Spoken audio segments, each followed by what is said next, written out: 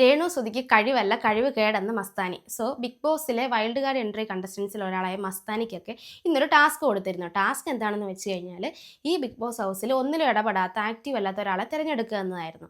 അപ്പോൾ നമ്മുടെ മസ്താനി പറഞ്ഞ രേണു സുധിയുടെ പേരാണ്. കാരണം പറഞ്ഞ ഇതാണ്, ഈ വീട്ടിലെ 71 ക്യാമറയിലും ഒരു രീതിയിലും വരാത്ത ഒരാളാണ് രേണു സുധി എന്ന്. ആ സമയത്ത് രേണു സുധി പറഞ്ഞത് എനിക്കതിനെക്കുറിച്ച് അറിയില്ല മോളെ എന്നാണ്.